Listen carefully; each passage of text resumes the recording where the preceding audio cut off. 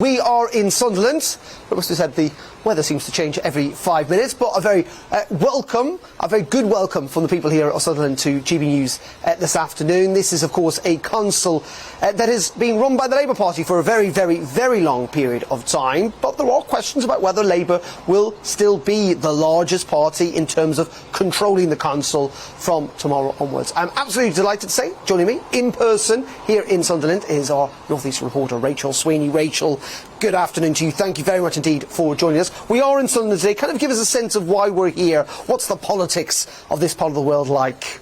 Well, all eyes are on Sunderland, as it always is. Sunderland's pretty much an indicator politically after it gave the indication for Brexit in that vote in 2016. A lot of people here are very politically engaged and have been since then. So all eyes are on us.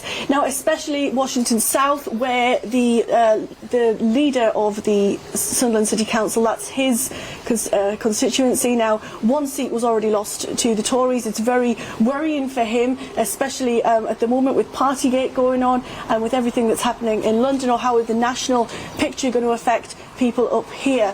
Now, the thing that people are speaking about the most, I would say, in Sunderland is this issue of its spending, isn't it? It always comes down to money. Who's got the money, who's spending it, and how's it going to affect Joe Bloggs on the street? Now, the City Hall headquarters on the banks of the River Wear are costing £2.4 million a year. Now, that is double what is currently being spent on sports and leisure. Now, that's irking a lot of people. Obviously, it's a very bitter pill to swallow for people who are struggling with the cost of living. You know, the living standards have dropped the lowest since the mid-1950s. So it's difficult for people to appreciate how you can justify spending that much on an office space. Similarly, although we've seen investment in hotels and in office spaces, it's been difficult to accept for some people the investment that's gone into the arts, for example. And it's fair to say that, of course, this has been a real Labour bastion, hasn't it?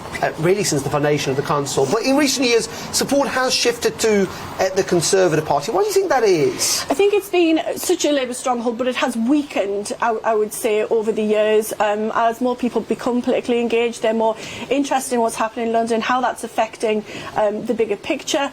I would say that if in terms of turnout, the turnout has doubled in Sunderland from 2015 to 2019. So people really are more politically engaged? People are interested. I mean, if you think about Nissan is the biggest employer here. People are affected by what happens economically, about investments in the manufacturing sector especially. That's, you know, that's thousands and thousands of families and with bills and with interests in what's happening economically. So anything that happens, decisions that are made in Westminster affect people up here greatly, and they're very aware of that. They are, but at the same time we have got a cost of living crisis, haven't we? And we know, you know, this is a socially deprived part, in large part of the country. It must be hitting people hard, the rising cost of fuel, the rising cost of foods. I've been reporting extensively on GBNews from many areas in the northeast of England about the heating or eating issue, about what people need in terms of a break when it comes to trying to pay their bills, put food on the table, support their families. So, like I say, I think people in Sunderland especially are going to be watching out for where the money's going to be spent, and I think that's why we've seen Keir Starmer up here recently. He's trying to reinforce the fact that it's a Labour stronghold. This is your history, this is your heritage, but people here are very aware politically, so they know what else is on offer. They're open-minded and they're waiting to see what's best for them, what's going to suit their family. I'm just very finally, Rachel, you know, this is kind of part of the Red Wall, the so-called Red Wall, that lots of people, as you say, came out and voted Conservative last election, which hadn't ever been. Is the support for the Conservatives still there, do you reckon, particularly for Boris Johnson? I think since Partygate, it's dwindled. It's been very difficult. You know, people are always saying on social media how they attended funerals on Zoom.